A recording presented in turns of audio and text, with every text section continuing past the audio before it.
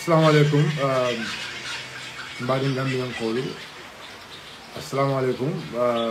Momo yalang ko don jibe kan tembe alnal badi malam Silvo Sonko aka Bayo Sonko Gambia.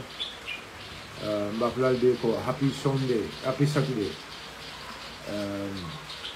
Melialang ko do jibe roke kan san de. Ani melialang ko ina jibe roke la ngado don mbaflal happy Saturday. Just not wrong for us to have a discussion about our country na Bankola Kola because it's very important. Kul melialang ko be kerim Bangkokam kul be kapunyo makaw kul discuss because those are some of the things melialang ko will live Bangkol at Bangko don't affect kam. Binya jibe Gambia Bangkokam B. But I remember hearing in Bangkok and B. Everyone knows it. Some people, Modolu, will be batari, Modolu, will be enjoy them. But I will by enjoy them, I say, it will let me by enjoy them. But are they really enjoying? Because in a society may ya longo, dole by enjoy them. Modul by enjoy come, modul mantra enjoy come. That society it's not a fair society. And Gambia be Gambia bo tembol. So mbeo baila no nyadile. Wenyanda kala fendet me yalon ko wenyanda kala bela interest le. Wenyanda kala dol bela interest as citizens of this country. Because alaye ntolli ni bo nyim bankola ko alaye dol ni bo banku dol la nyame anu banko dolu will develop tal.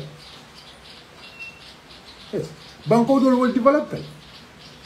Mine wo banko development mina tinna bi wo banko bi ntol nyaka bo banko fe mina tinna bi ntol nyaka bo banko fe mina tinna bi aka jara ntoliye nabula kulungola lokum fula till tambi nan 1 month nabula kulungola ngonkata muntole ngonkata nyuni role is because na banko kan lefta menna mawol sodoje B neither even some African countries B ita B o banko ila molu ekatama le body karamele kata holidays lela they only go for holidays ebukata komen kata kasi u bankol kam because they ila bankol mili alon ko be kam u bankol lu bitaka nyatole u bankol lu bitaka nyato bandol la banko kan jambi me alon ko wala di Gambia corruption o membe nyim banko kan and corruption is one of the biggest killer wala tonde me alon ko bi Banku dungo be nyanda kawle jibe. The amount of corruption membe nyim banko kanjandi. But one thing I believe, niatara banku dungo be ya faham. Banku dungo be. This is about the entire country. Banku dungo be ya faham. Ko membe kerim banko kan. Corruption membe kerim banko kan ase bannol. Wallahi ase bannol. Nim banku dungo be ya faham. Banku dungo be sondal. And banko dungo be parera kaje ka kile because look nza kuma kilim fo nyoy wala nyindiko corruption on ya kile fo ya bon aka mine na fa banko kam aka mine na fa banko kam this should be the corruption for everybody corruption ni ya kile banko kam aka mine na fa banko kam there are countries banko be kirin banko me yalon ko they were very corrupt. But minakata ila funding kewul wolele itawo city ila funding kewul the youth of those countries wolele itawo city the corruption on in kele for corruption on in banta o bankol kam bi ndol nyaka bo bankol lefe bi ndol kala kata o bankol le kam badi Gambian ko ku killing lefe mbeyo understand ku killing lefe badi on beya understand momo be jim banko kanje ka domorole momo be jim banko kanje ka jiole mi momo be jim banko kanjam bi sulo ko le bela sulo ko mel yalon ko pour yesu ko no aka kolé bul. Some of the basic necessity fongol mel yalon ko fendin din na wodi mel yalon ko wolu pour ka wol soto asoniate bat fendin din ñanda sile la bon kono le yewol soto ila bon kono bi dunya bankol ka wol be kerinje. You sit in your house ika sile so kono le ye passport apply ñanda ka même be ya ki aman need for you to the immigration at some point because your details are already there. But minatin ntol bi na banko ka mantara ka wosoto. It's because of corruption. That is why corruption anyanda kelem be duty la de ka kele ka fa nyim banko ka. It's the duty of every citizen. Banko dimbe nyim banko kan jang e be ka mano san. Banko dimbe nyim banko kan jang e be ka sukro san. Banko dimbe nyim banko kan jang imma ni de mantra loi sola ibad mu be loi sola. Anu be yalo ne ko ilo bad mo membe loi sola aka jelle jo loi sola bari banko dimbe nyim banko kan jam bi pour le croire so de la bon kono. You know how much it is costing you. Ya lon ne ka jelle dépense pour le croire so de no ila dollar. Everybody knows it. Mbe yalo, all of us, we all know it. Those are basic necessities mele alonko. Na banko la loi o fongo ye mako ye la banko la loi we sembentu yale pour nyanta kawol soto le forcé. But why are we not having it? B momo benjibe kanjam bi o momo yalonko you have access telephone be bulo kono and nuto kibaro lamoy an telephone la you have to use it with internet. Mine atinna internet do dabe jawyar nyim banko ka. You go to other countries, internet is very cheap. But even you go to other countries, some of the areas in their countries, you book internet or sun. You don't buy internet. You book internet or sun. But why in Toledo, we are not worried about Tukasam, but the amount of money we are putting into it. But jumal be marli wala daji ko mu minati wolu mol mel yalon ko be marali wala wol kunum wala min kay nyim banko kam kunum kabrina plaso di wala min kay nyim banko kam badi ngam men ko bisu bi aw ñina ñande kalen tul be kilin kilin la mi yoro bi modol yewol marandi plaso dolla kunum wala marda plaso mel wala min kay o plaso to because accountability is a responsibility of every citizen. Accountability is a responsible of every citizen in this country. To hold your leaders accountable. And leaders must be ready to take responsibility. That is why we always call out for protest. Some people will tell you, before you protest, you can just write. Protest, look. If you know that before we protest, we can just write, why don't you know? But in fact, some of the people today in that government, before they joined that government, what were they saying? Welcome for noon. Before they joined the Masakunda. Gambian call, this is all what we have to think. We already have the benchmark to determine the truth. We already have the benchmark to determine the truth. There are enough evidence for the Tonyanim Fania Bondinyokono. The evidence are already there. For the Tonyanim Fania Bondinyokono. Faniatare Mari Band Tonyal. Faniatare Mari Band Tonyal. Faniatare Mari Bekuna Kilindiala. Maya Lonko, what you want? The evidence are already written there. Seda jarol be larinde me ya lonko momo ya lonnako tonya ite mu tonya tioleti wo seda jarol lisawol kelo jorawtle ke fam makoy. The history is already tariko be je Tariko is already there. The history is already there. Funny Atara, you want to deny the history. But do you know what is our problem? Na problem menti wala nyundiko nimbe tariko tala nka tariko killing tombonde tariko me yente febo mbe wala tala tariko me mente febo nte o tala.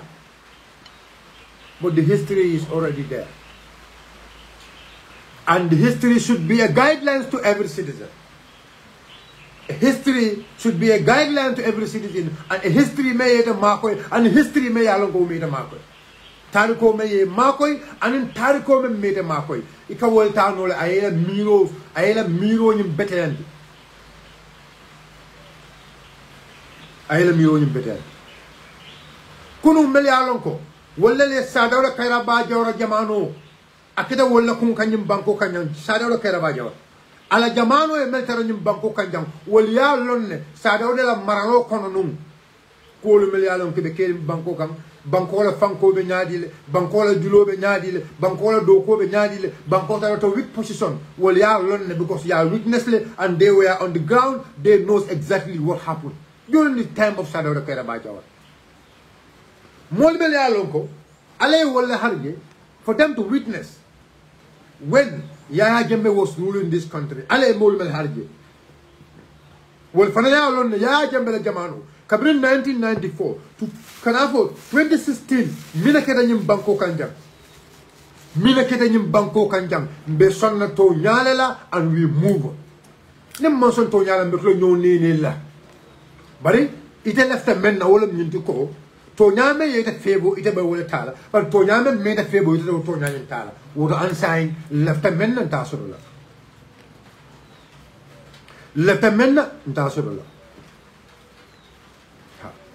tonyame yete febo ite ba tonya tala tonyame meta febo ite do tonya tala wallahi suma wallahi mbe kata ko kela pour ka banko de tanyim banko dalo mbe sonna to nyale la mesena tonya dia mo be sia.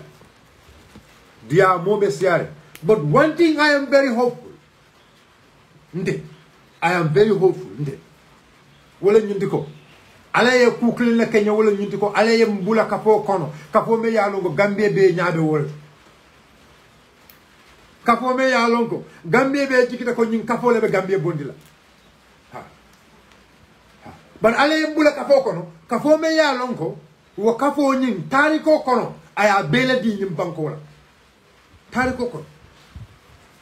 The history have shown that Mbekafo Menkono, UDP, United Democratic Party, Mbeo Kafo Menkono, Tariko ya Bambandi, Tariko ya Sementuya. And these are not mere Tariko, these are written Tariko. Histories which are written. Histories, Tariko Melialonko, they have evidence. Mbekafo Menkono. Those histories have evidence. Clear evidence. Ite men mensonala, fine. Ite men sontala, fine. But truth will always remain. Wallahi azim. Tariko nyim abetula janna abadan fo ila yawmiddin. Ntole tariko nyim tarale, tariko nyim tulale, ntole tariko nyim tarale, anu tariko nyim ba tulale. Melminala ibe tariko nyim tarajele. Because history will fene tariko will fene me along ataka to jail. Ida ya safela bang o ida be memory le kono bang. Melia kalamuta wol ba sayin kanna melia wol tara wol fana ba sayin kanna melia wol tara tariko kata wol nyam wala atina bin casino ngapa ko kol melia lon ko wol leketa in 1981 kol melia lon ko wol leketa 1965 kol melia lon ko wol leketa 1994 kol melia lon ko wol leketa 2016. Those histories are there and those histories will never be deleted. You delete them from the archive at the Tarla Mol Kono. But Jumalebe or history will accept la. Who will be the people who will accept those history? Jumalebe Sonna or Tarikola. Because Mol Be Bukason Tariko Bella. Dolukason Tariko Dola, but Dolu Bukason Tariko Dola. But among following to La Jamano. Because now let's look at the hadith of Rasul sallallahu alaihi wasallam.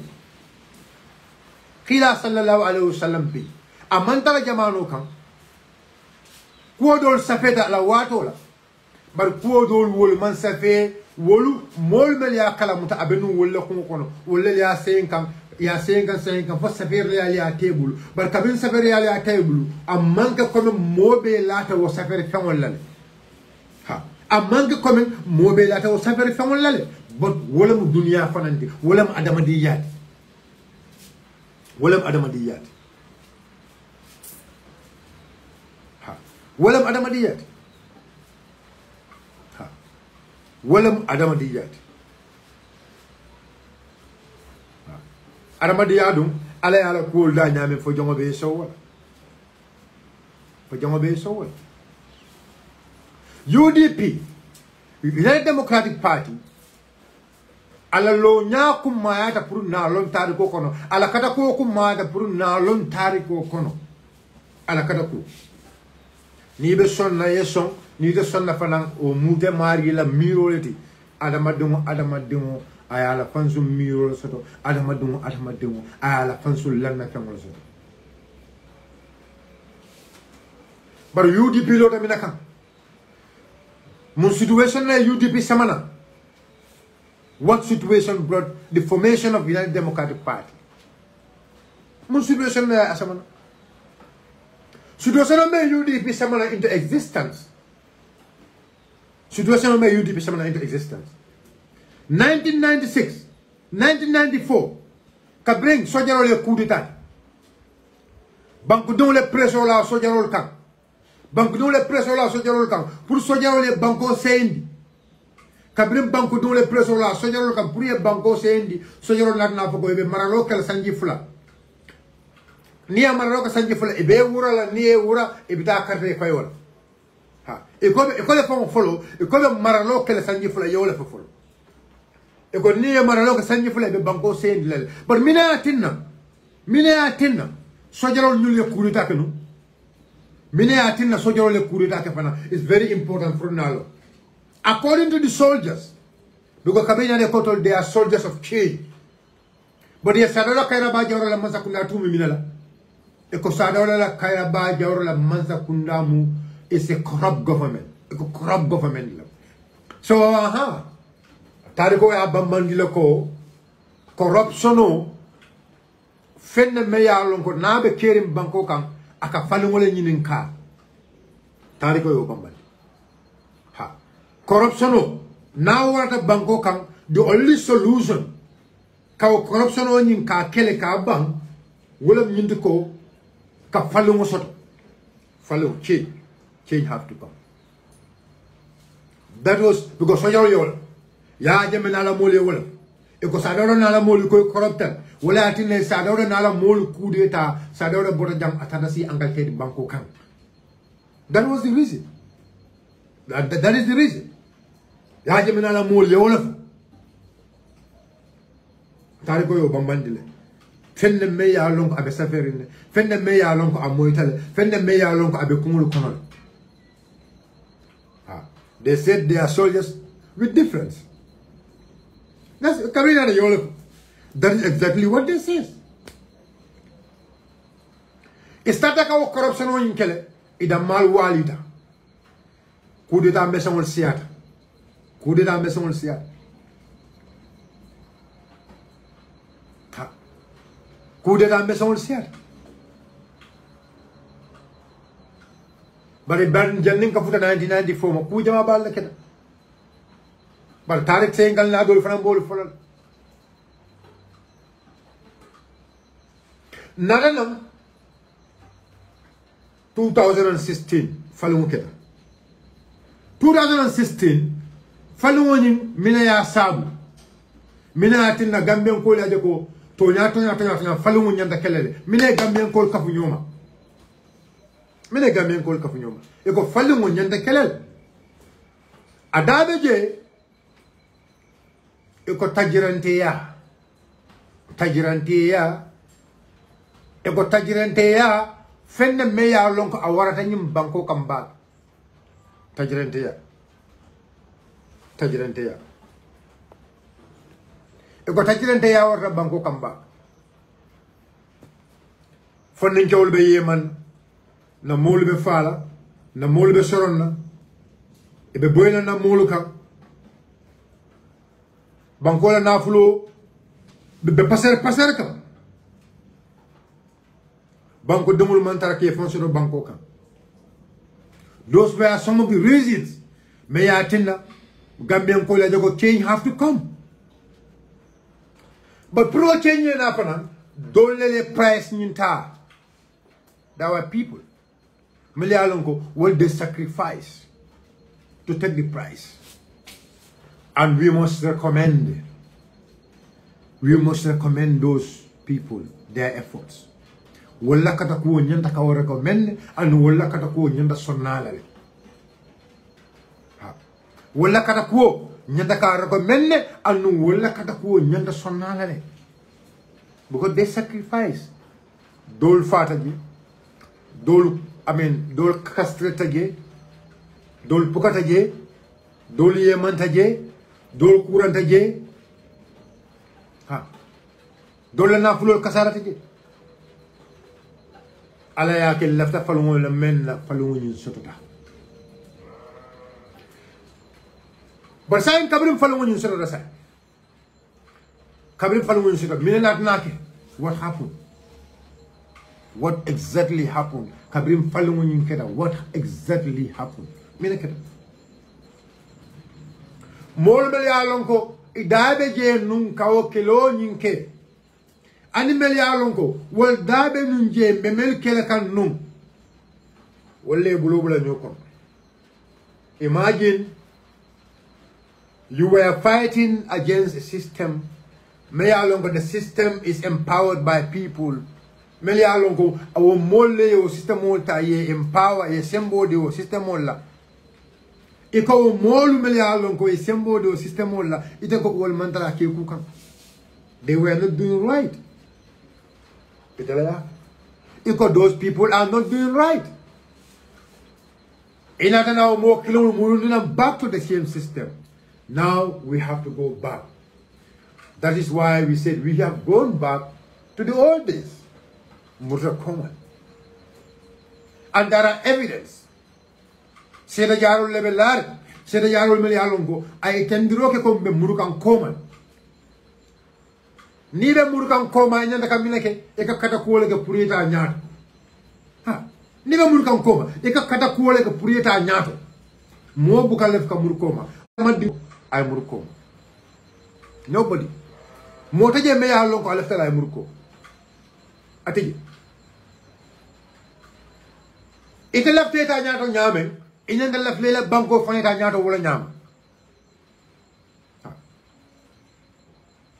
nada na kelo ke na sacrifice ol ke na kuol ke bare ka na kuol ke pare na masa kunna se ko sai mol me ya lon ko na nyaton ka ya di wolle wol na na je ko nyim palaso nyi purunde meje nyim palaso. I have to bring back people Melialongo they were in the system and dole molti Melialongo wala kafuta membe nunjea me purka mendi system on yunkon wala kafuta wala ya sementu ya ha wala ya sementu ya puru a me pura se meno system o kono no nyami oro mol tafana suleta wala la purka mfana mendi system o kono saying it's not about the job, it's not about dokuwani, it's not about the fight. Now it's about how I am going to be there. Ndebe mena no je nyadile ndebe tara no je nyadile sai wala kida miro sai nyino keda kelo keda mina kama ha nyina keda mbe nyina ta nyino keda sai kelo nyin keda mina kama fight nyin keda mina kama change nyin keda mina kama. What was the purpose of the change? It was for good. What was the purpose of the change? That was forgotten. Ha meya tinna kelo nyin keda nyino keda wala mobe nyina ta wala sai ha sai mobe nyina ta wala sai meli be yalon ko be nyato meli yalon ko na kelo ko nyole e nyina ta sai meli yalon ko be nun kelo ko be nun wala kele kanu ye kada ni ne fande e ko e nena makoy membe ke nun jang kunun pura se ke nun jang andu be fana folale وبكي كان نادي مبو فنان فولال but alfal ben jibe kanne wo alfal wolu sem mako nole ka sere jaaro landi wo karol la fana tariko e men tan tariko ya tandiko kalunta ta ka karte keso dila fenne me yalo kabirin saada wala kayra ba jawra la jamano aga jel ha yaful ka banko kayto ta ka karte fayo ta ka registration ta ka di mol la mel yalo ke manke banko de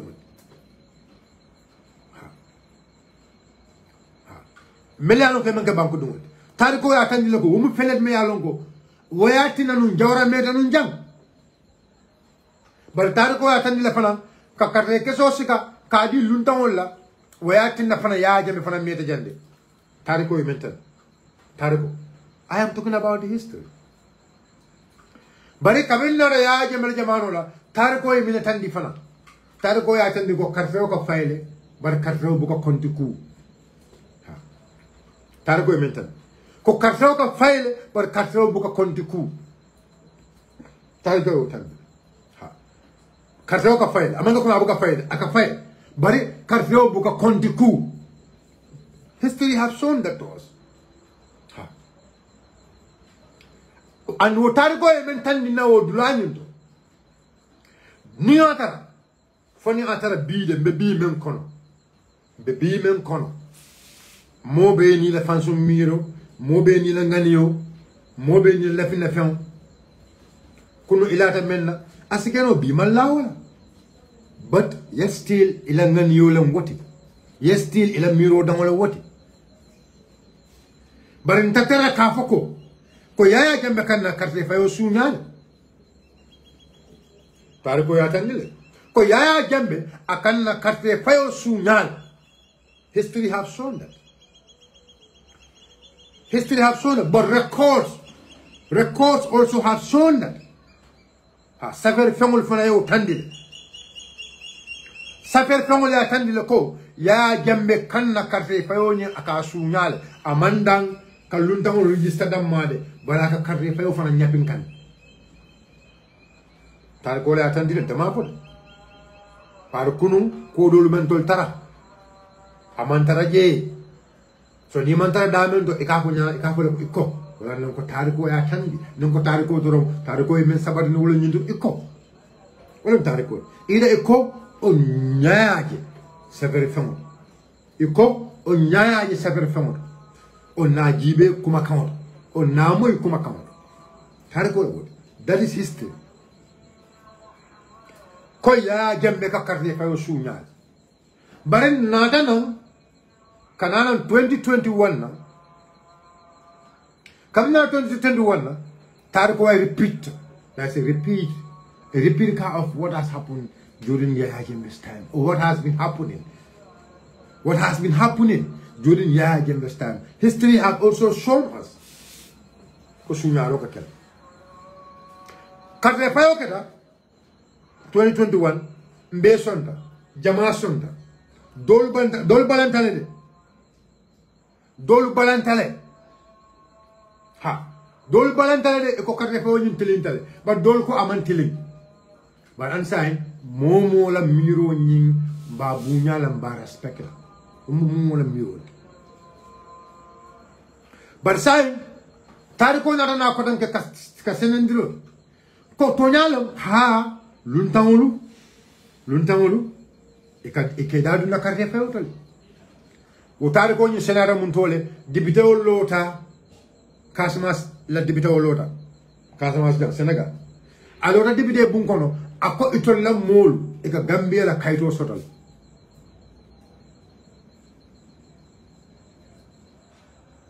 ha ako itol la mol e ka Gambia la kayto sotol ndama fode dibito le afo e legislature I mean mo me ya lonko I mean e legislator me ya lonko kat dibito me ya lonko Senegal la dibito le wala ya fode ndama fode ako itol la mol atala so atala kuma kawoni sign de belala wala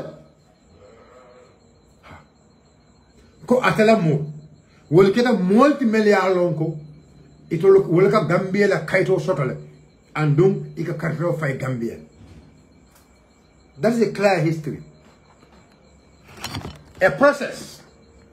Meya lonko, molu meya lonko, wolu namine wolu manya na ke dadum process o mento. No wale dadum that process is never clean. Let's make this very clear. If there are all these evidences, Niatra in Sel Biden Sierra Jarol Bebelaringe, or on the latter local country, Fio Buka Tilinjang. But history, Furunde sign, Pursign, Nkana la comment more na Kumakon let it sign. Because in every history, there should be a research. In every history. Tariko Fana is very important. Yakisisirote. Tarik. Walatinna nka history karam na karam bungolto tariko na tijado we hede Bubakar Sanyang is in the UK. Thank you so much. Hede I karani tariko la in amity fonka bude tariko ago bimmina tariko I love him. He's a mentor, a teacher, a brother, a fatherly person. Asna sabu ko bimu tariko le bimina tariko le karana. Tariko binkara wala karam. Akol. But tariko fanam, that is what is called research. Because tarik sabelalu, purila tariko ni purai bambam. Eka menga wala nyundi ko they do research. Kiskisiro. Ano kisisiro nyun kono ay bunda jamal na soto. Sa nta binam fonga bunda leta. Nta binam fonga bunda leta. After hearing, na le sapere famonto. Na moy molla. Sa nta fonga sa fonta fonga ya jele bam fomma. Nta fonga na ta na ka sede ya. Nde silvo sonko. Wallahi. Karte payo be kala ndada kala no frontiero boleto frontiero to sainde Senegal ni Gambia team lo ta jeldu mo kelin nata Gambia la carte babul abotana Senegal akaka na carte fe wala Gambia fula nyo nata Gambia la kayto babul akaka na carte fe wala Gambia abe sirin Senegal Senegalais Senegal do Senegal kaydo babu ako aka na karte fe wala kambi kilinde fulande bar sate mume masa kundala patio ay gele ta aya sika aya dundi Senegal sa do kono ay mol parandi ke bulandi pour yana karte fe Gambia Senegalais kamille mute kamille fa wala ñu ko ha ñun mu Gambia no le bar fonta mo Gambia no fonta malon dumalan Gambia no di fo dumal nga Gambia no lota jele to nkoyta katlaw fayla nkoyo ko alna banko bula bari dolo confess de ko niaye to ka Gambia kayto nyini because itol sutata Gambia la e kanaja nosin le temps ke demul samba le temps ro Gambia jande anu nin kayto man tare bul aka kolye bul baake wala yatinna nin imam ID card so no nin voters card findita masakunda ke use Say go barter trade. So it's called barter trade. Barter trade. So it's sondale confesta. It's sondale e confesta. It's sondale e confesta. E confesta ko itolu manga Gambia doing. They are not Gambians. It will make any bank doing. It confessed. It will make any bank doing. It will yaya ka Gambia kaito nini because it cannot look pano of Gambia suti atela. Senegal doing like any fonyede because I have a confrontation with them. I'm trying to put na tariko in Prukamen Kasembentu Yandi Kabambandi. Kabamandi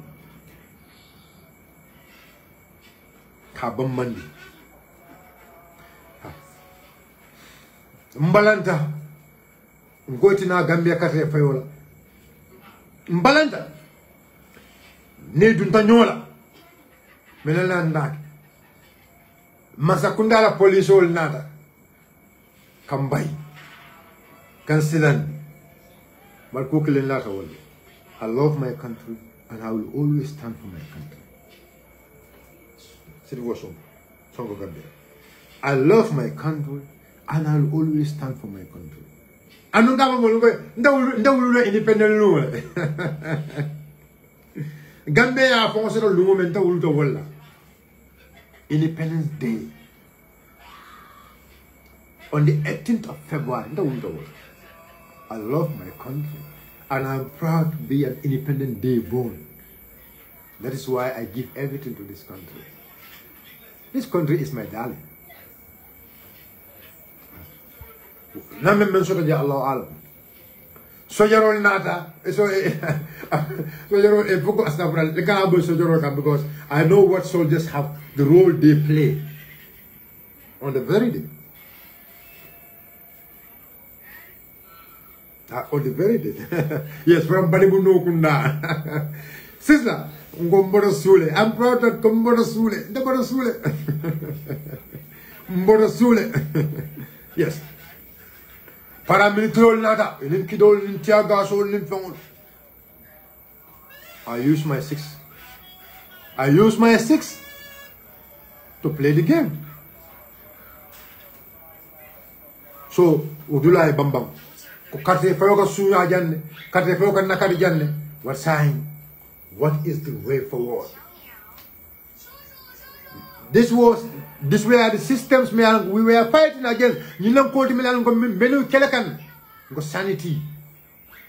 And this were part of the campaign promises of President Adama Barrow, the President of the Republic today.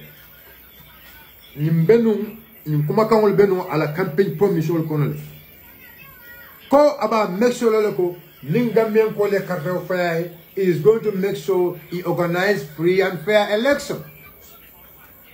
Free and fair election. Damafu, President Barulea.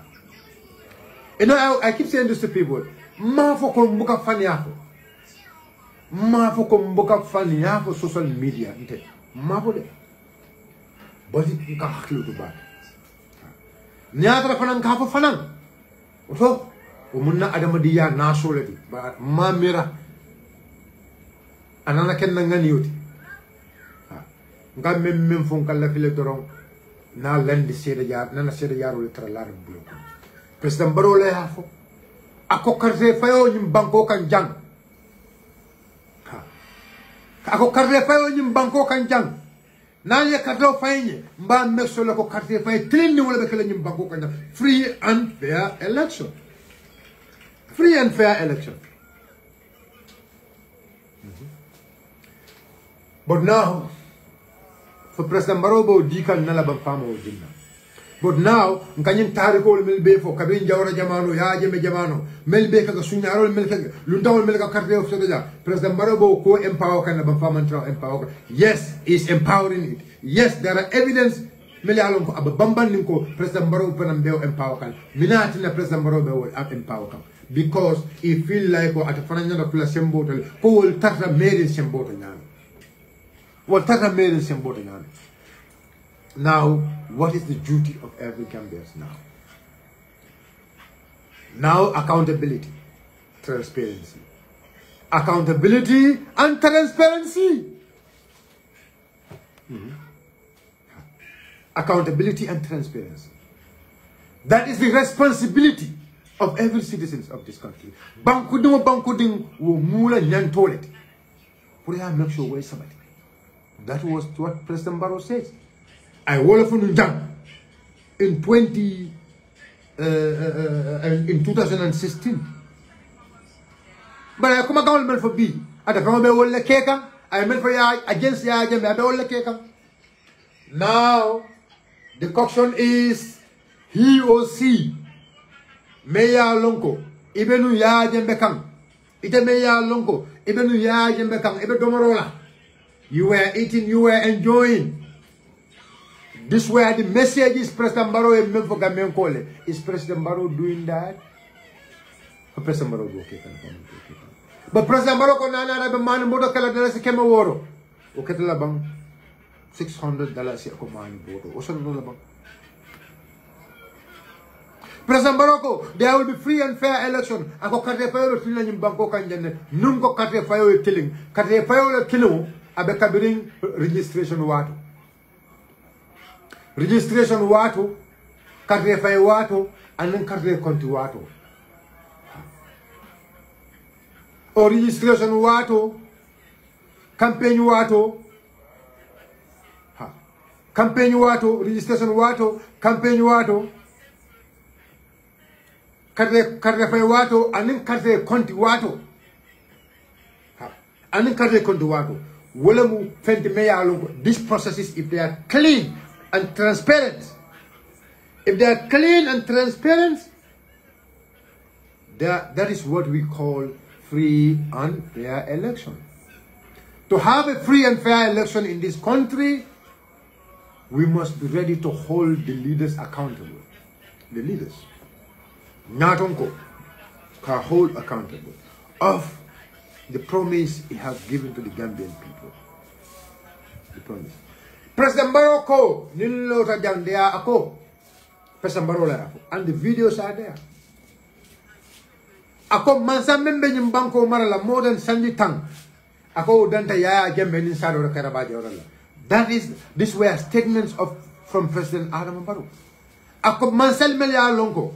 Mansa melia longo abenye banko marala more than Sandy Tang. That were the statement of the president. Ako danta sado karabaje ora. Yaya Abdul Aziz Game Junkun Jambe Babil Mansa. Ako danta wala. These are statements from my humble brother, President Adam Barrow.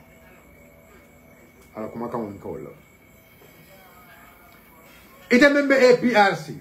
For the moment, ita member APRC. And you believe APRC was having numbers. Because what the election results told us. Because the fire maintained in 2016. I maintained because APRC was not having nothing less than 200,000 supporters in this country. The results of the results shown in 2016 I will attend in. It happened ya jembe kam. President Barrow mem for ya jembe. Being President Barrow be okay kam. Should your consent, it la consent, and then allow level to support that person. May ela godfather bondi. May ela political leader bondi. And I bondi message soul mela. Be at about message soul like kam. Why should you be comfortable with that person? Neatara konante yataje, neatara kudo mantaraje, but neatara banku kanobeje. Neatara banku kanobeje. Neatara banku kanobeje.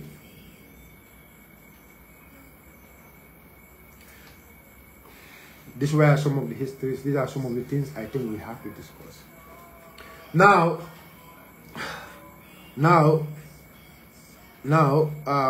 let's go into United Democratic Party now. UDP. Let's talk about UDP. 1996.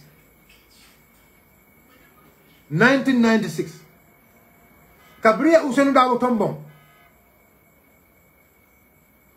1996 Karefayo Keta. Eko Usenu la Ganyeta.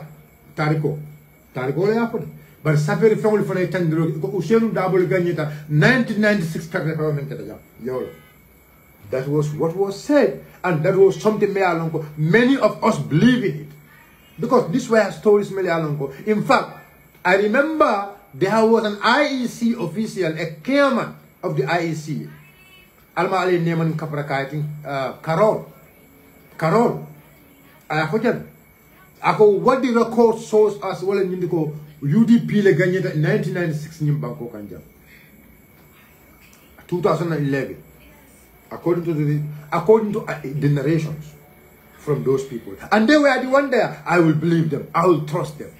Because it told me do not go to let it. Atala. Nayafu, Atala Marsala, Nayafu, Pakita Wolenyama, Ndebelala Wolela. I have no reason to doubt him because he was the one responsible. He was the one responsible. But now, let's ask ourselves and let us be very truthful. Be nalany alala. nala alala nala tonyala nala alala nala tonyala bimbe mem falan sa fonole but we must go back to the history minenda ka muruko mala fana na tariko fana no na tariko no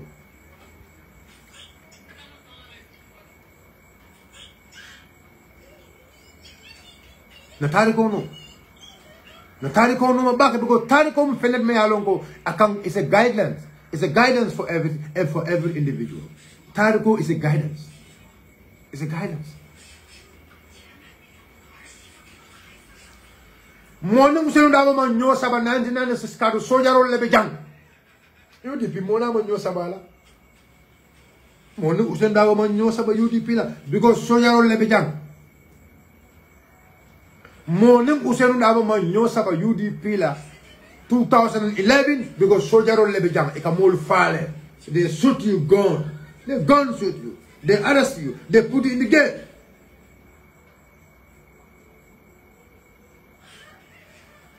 They put you in gate. They shoot you. Gum gum gum gum gum gum. Boom boom boom boom boom boom. That is what they were doing. Mama usenu mona manyo saba. Mona manyo saba. Palasola. And you know the risk. I learned the risk membeje. I learned the kolya membeje. I learned the dedo alive lebeje. Sayani balu lebeje. But Usenu take it. Usenu took the responsibility. Now is the moment now we have to talk about responsibility. Usenu took every responsibility. Memmen kita patiola. Memmen kita pati dongola. Usenu was bold enough to take every responsibility. Every responsibility. Ye pati dongol na muta jang. Yanu Usenu muta. Ye bula motoba kilo kono in the struggle.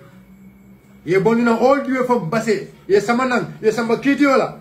Usenu mambo koma. Usenu mafoko. Dada mantara jere. Bari karali da beje. Nanyim pati din karna da beje. Nanyim kar. No.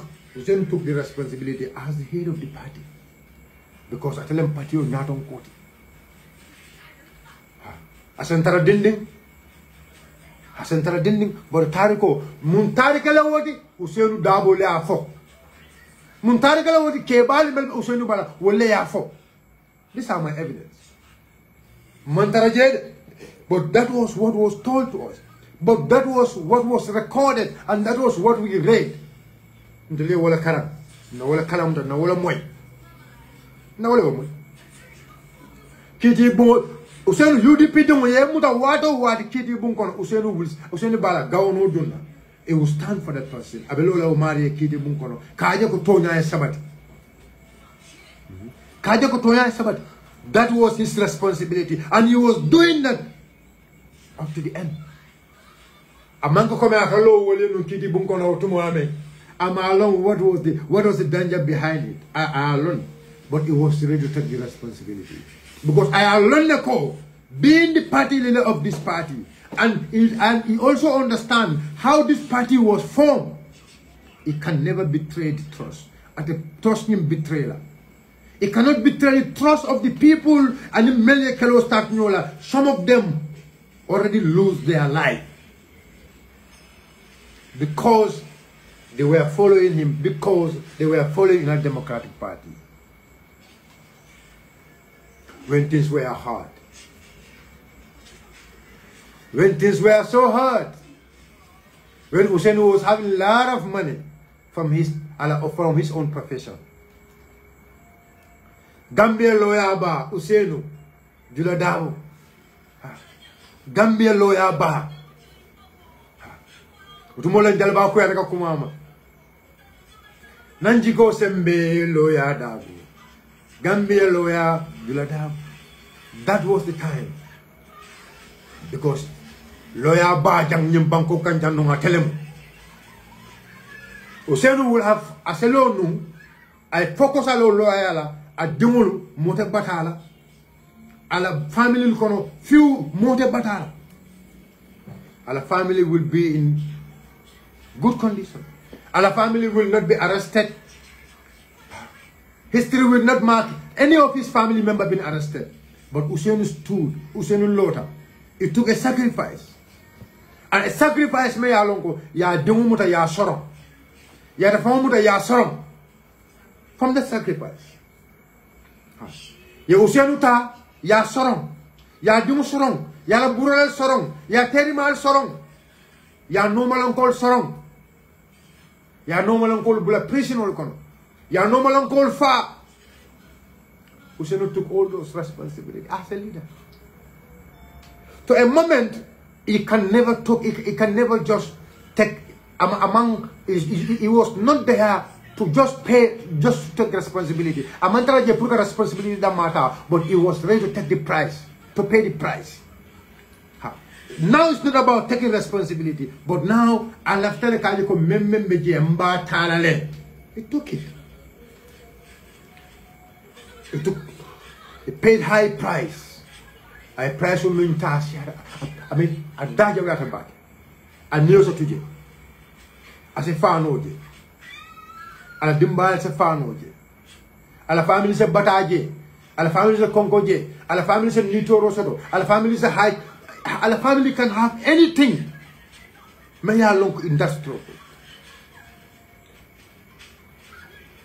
And then throw Sifa Beta. All kind of insult, all kind of attack, all kind of humiliation, all kind of threat. I asked him because he was given a responsibility. Do you want a responsibility, dear? My grandfather, my grandfathers, or our grandfathers. Allah 𝒂𝒄𝒄𝒏𝒆𝒍. Alma alay neman kafarake. Alma alay la jam soni andama. Alma alay su jannatul firdaus.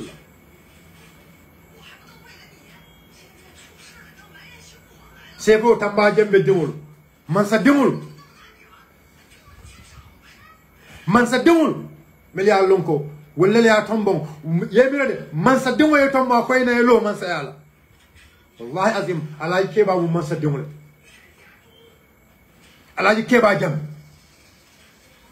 Kima man tamba jambe lo tamba jambe mum mansalati ay mansaya ke nyim banko kanjam sefo alaji tamba jambe sefo alaji tamba jambe ay mansaya ke nyim banko kanjam adimo alaji keba jambe wolele Ousseynou tombo jobu kantanyol alaji asundin jet asundin alaji asundin ketanyol wallahi Sirif Mustafa Dibanyo Sagawda Kairaba Jawra Alma Ale Nemanin Kaprakin Yinke Balie Milia Lonko Alata Kola Wale Gambia Sabatili Nyama Mbafula Gambia Jumale Gambia Sabatili Jumale Gambia Lo Jumale everything di Gambia. Who were those people? Jumale Milia Gambia di Gambia.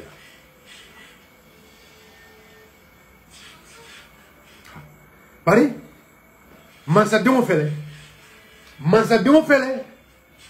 ay ke kendo tombo mansa demo fele ay ke otombo me alon alata la digital kwasa Gambia maranole kwasa Gambia sambanole kwasa Gambia bondino tajirante yakono mansa demo ke wajam e bambuda Ousseynou ko yela nafulo ta yela tamol ta ya bedundi Ousseynou ane UDP ka Gambia boni fo ale dolu min jodo yaje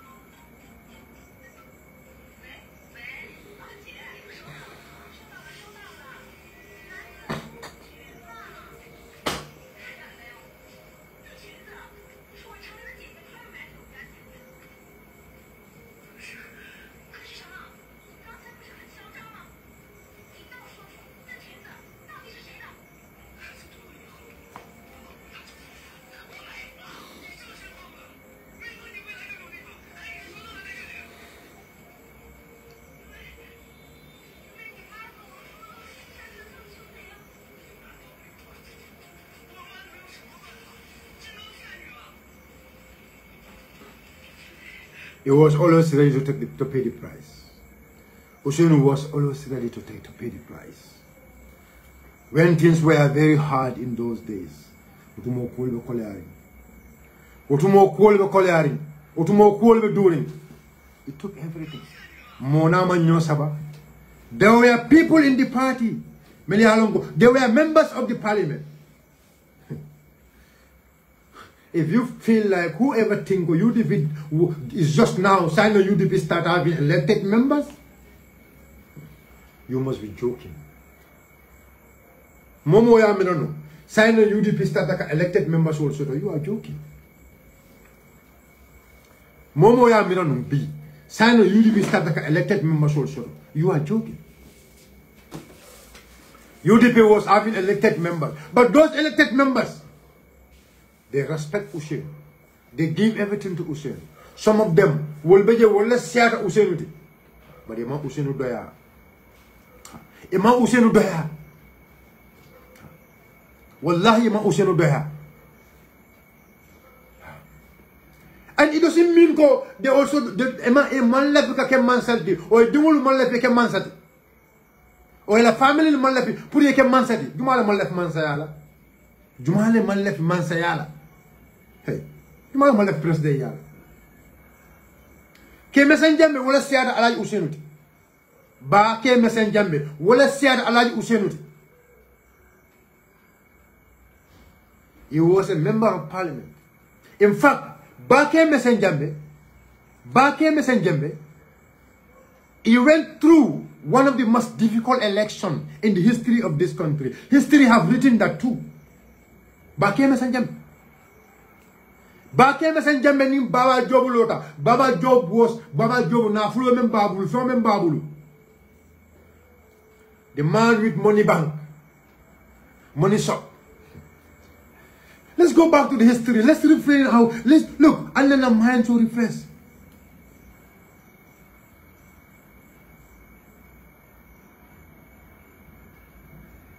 And then the mind to reflect. Kemesan Jambela election in Jara. That election. B. And it's not a Kitty Bunkono. Kitty Bon. If you go to our courts. It's not a court soul. They use it. Back now election, they use it in the courts. Baba Joe, the man with money shop, let me tell you where was Kemeson. Kemeson was in prison. He was in the prison cell and become nominated as the member of parliament. Londo. Ousainou Londo. Ousainou Fahamuro, Ousainou Bambang. Ousainou will have also been in the prison. Ala Londo, ala Bambang, ala Landaya, abe kelo menna, ay lando men sado kelo nyenda. The struggle he was doing. That was why Kemesan was in the prison and he was nominated. Ya nominated. Kake deputy Jara ko le karto fire. Forobanku. Lahakba. Forobanku. Jaran ko le karto sika ya fire. And let me tell you again. Let's go back to the history. Alhaji Modou Sane, the former deputy speaker of the parliament, the former deputy speaker of the last parliament, Alhaji Modou Sane, Mamadou LK Sane. Memunun Kiankola deputy, Amunun deputy on the UDP. He was an elected member. He was an elected member. Kateola Paitae, Palasola Babulu, Palas Mantara Ousainou Buluman Sakondakon. But he respect Ousainou. A Ousainou Bonya, a Ousainou Noma, a Sonta Ousainou, a Sonta Patiola Principle. They never challenged Ousainou. But Ekatonya Fire. Alaji landa mundiba alma alay nemanin kapra kay alma alay la jom sonen dama alma alay asu jannatul firdaus la alaji landa mundiba Selikene Central Badibu. There was a by-election in Central Badibu.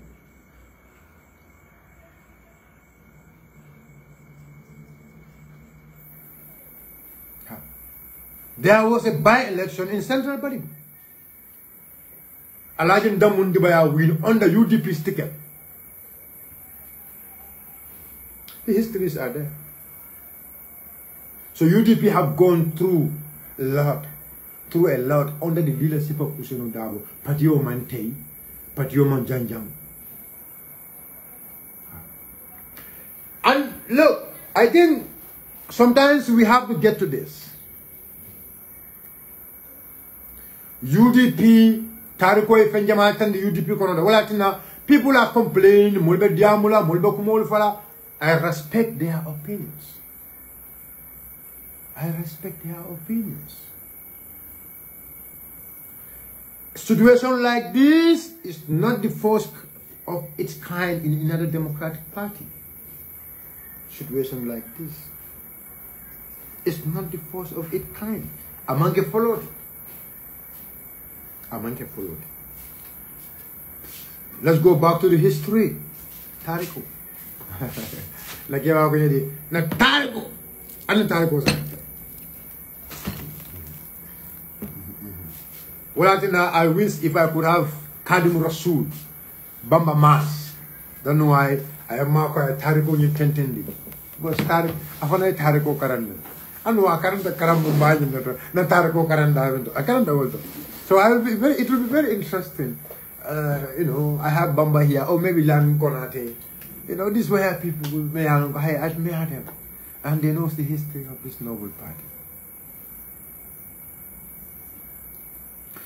Wajuara Ndam, Ndamule Mandam. Wajuara no bebe no UDP le. Ah, why no bebe UDP le?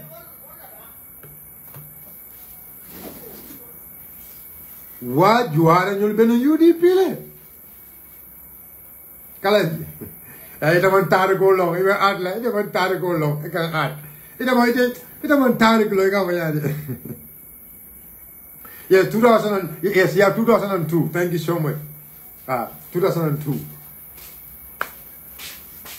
Sisla, I let one Taragolo, even I gave him Maran Diavola. It went Taragolo. It went Taragolo, Gavayadi.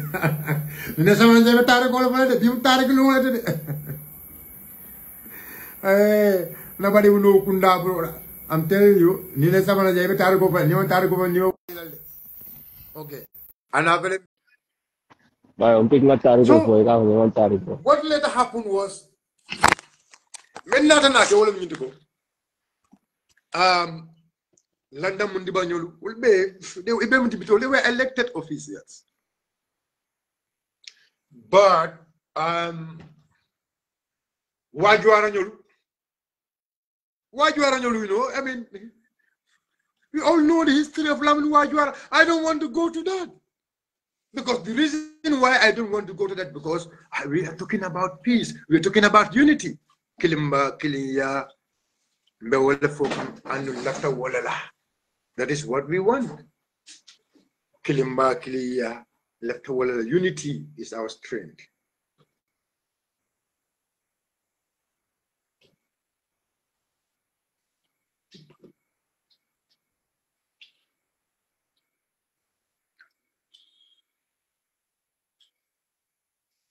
Yes, just inbox me. I will send you my number. If you know, my number near inbox.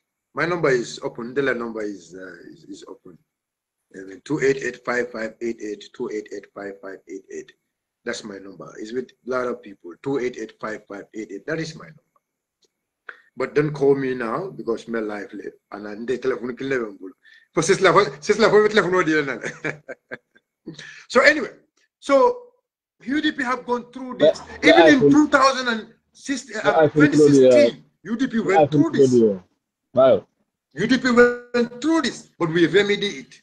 And I believe Mbasol so Walatina Mbesa Karadon and Safe Famolo, Lamfokumolo, Nalombe Memfala, Nalombe Memfalo, because at the end of it, we have to work together. Unity is our strength.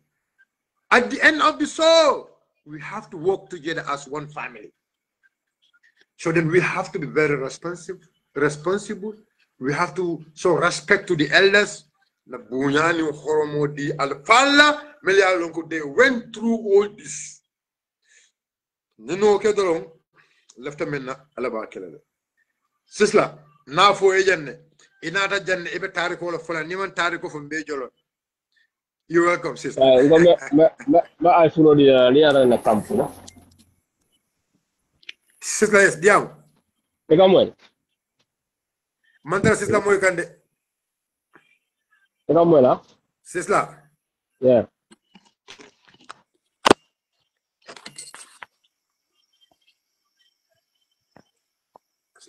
sisla diam mantara moy kam okay mantara moy kan number I know you will be back. Yes, mantara moy kam but you will be back. So these are some of the few things that are not direct, you know, Saturday. Then we said,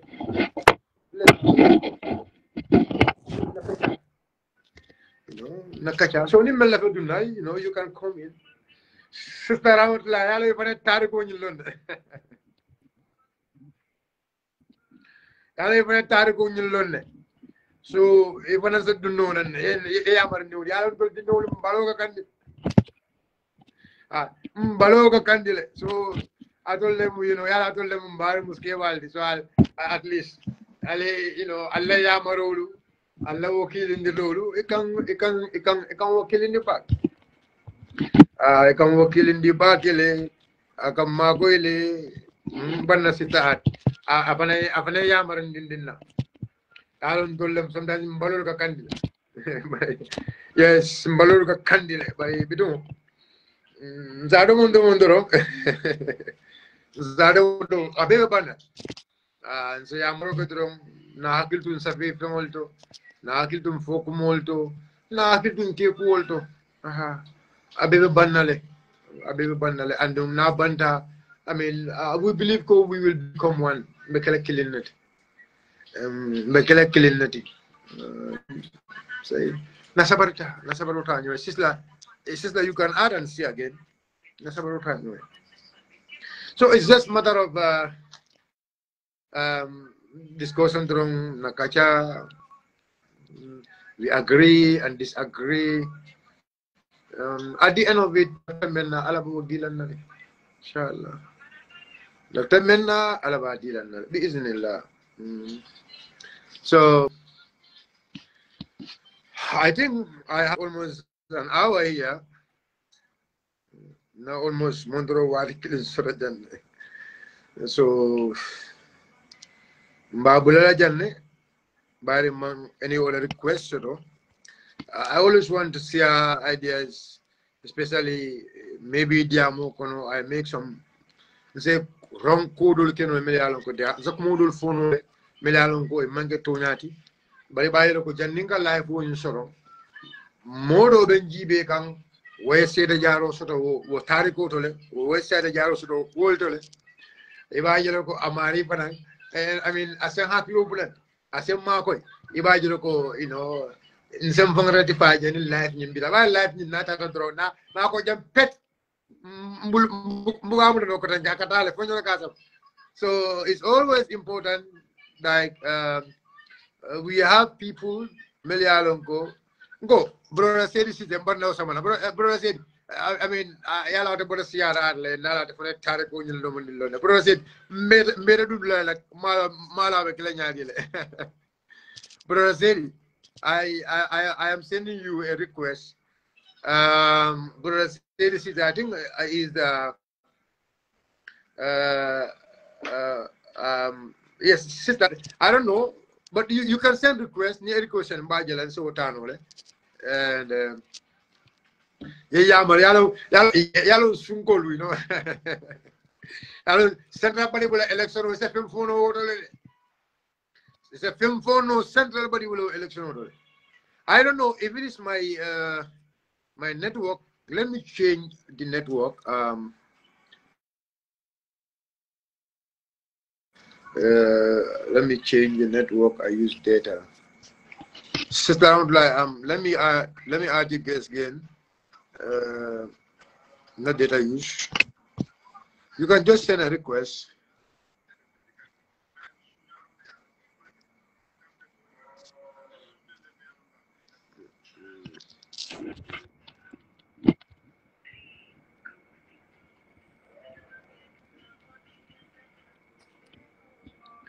Yes. It's a you know. These are people we always inspire them. They always inspire us. Okay. So okay, so let me I think Ndoge like a request send. Mansu mulbe sile malde. Mansu. Request send and request add le malum ko do no yalo Ndoge. You know.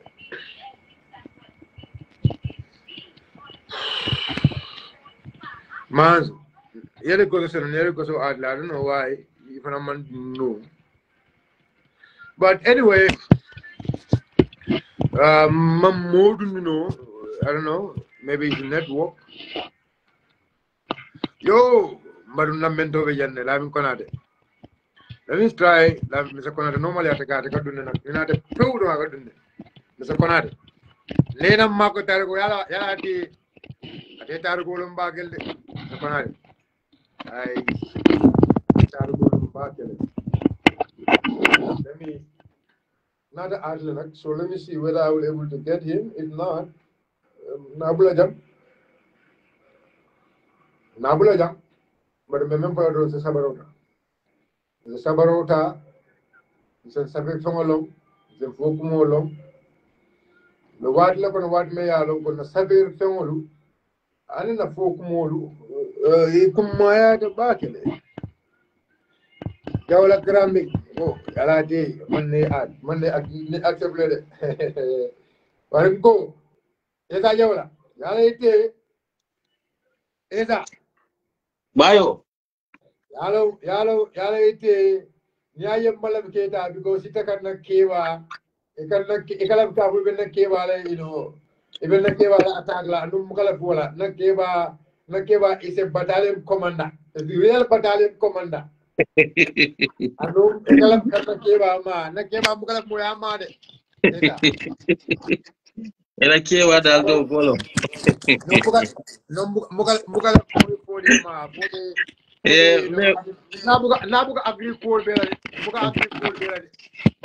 No, in a battalion commander of cool is the other one.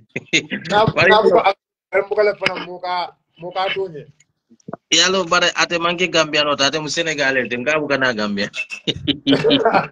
No, I cannot Gambia. Bad. What do you work at? Yamari Condonio. Yeah. Bayo. Yes, Eda Bio, No, Ebe Tariko Menkeka is very, very important. Ela Tariko nya beti adale. Yalong Bayo, Niaje, Hani Dino Kono.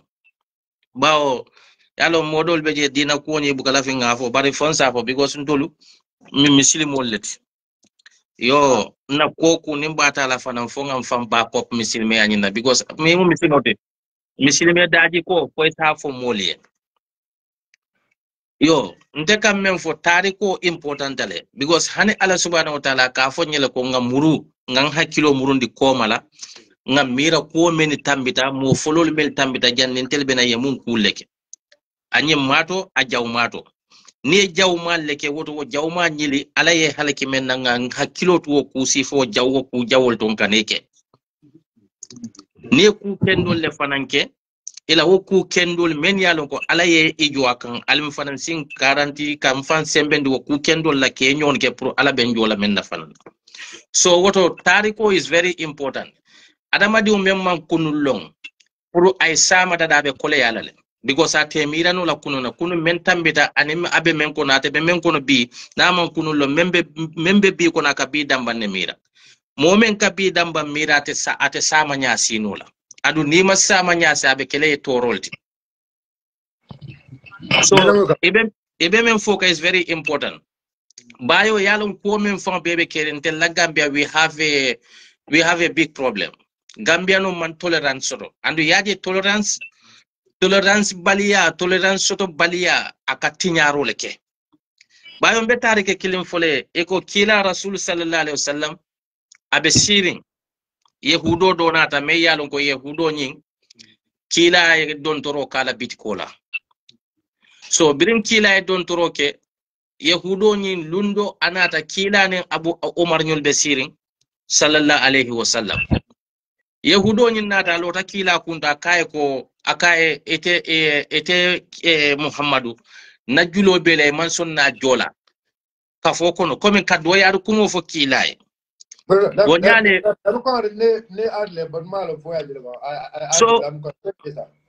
so wonyale umar wulta umar ye fonchika alafta kewnyim fala kila lata akaye hani akaye umar batu birin umar ko kana kewnyim fa akaye umar akaye nyin nata ntenga mira ko itenyanta menyin kala wolum ko itenyanta tema ko ilale ya fonye ko kila nyin na julo jolle bela yajo katu julo nyanta jolale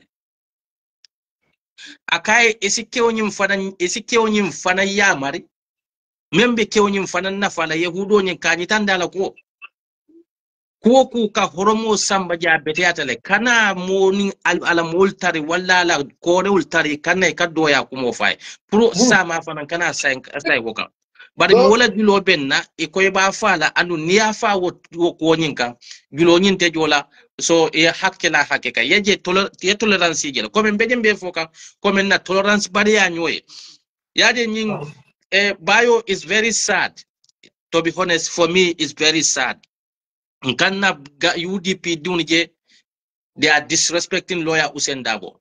Okay, let me tell you, modol beje safo ko ka candidacy challenge mola wo manke disrespecting. We are not talking about the challenging him nina tan candidate yala, because UDP la party la rule so leofo ni aje ko ye party o nyin na candidacy ta ya populist, because he laftale ko ya amo public positionality wala tina ya advertise momo ye rai soto le ka ko nyin ta ka nyini bari many ya lonko let me help you about that side.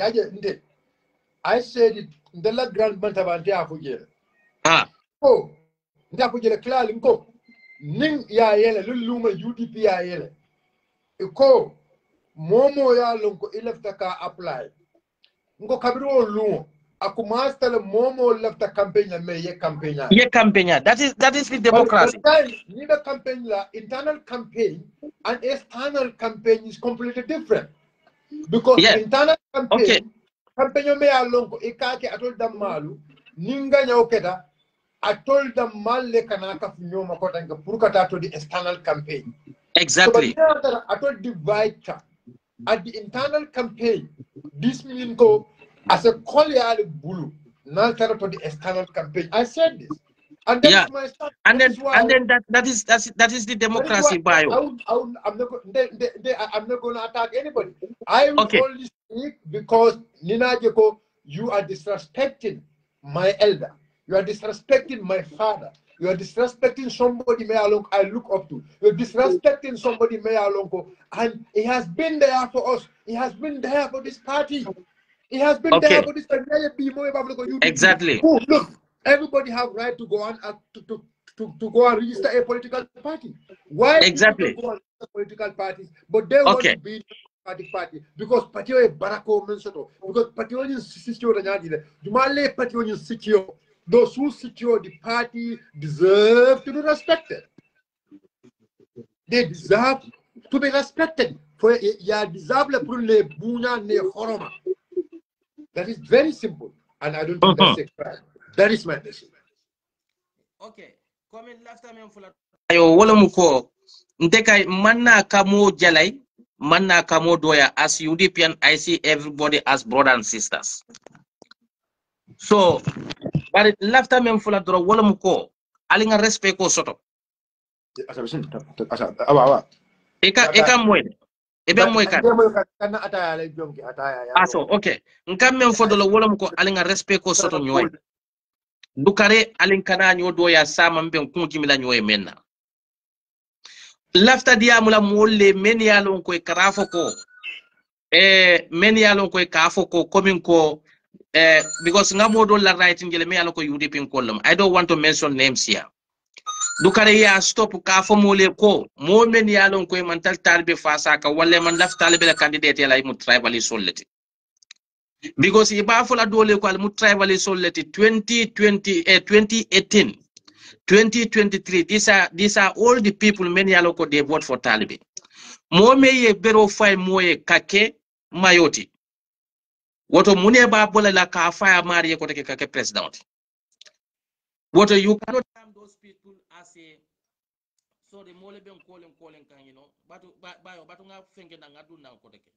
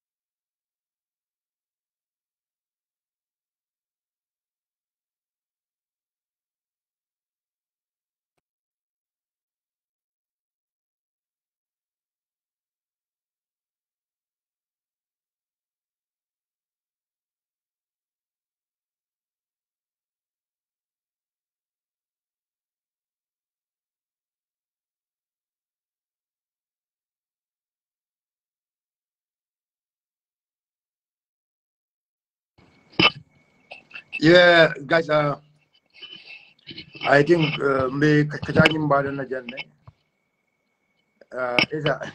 Yeah, I don't like I didn't bekada na janne because I'm having some of my friends coming to visit me. So thank you all for your time. Thank you for sharing the program. Until another time again, mbekaja so to lore watu watu. Diamo koleata na fem for me alongo. It's not the right thing. I'm very sorry. Whatever I say into that is my intention. Until another time. Thank you.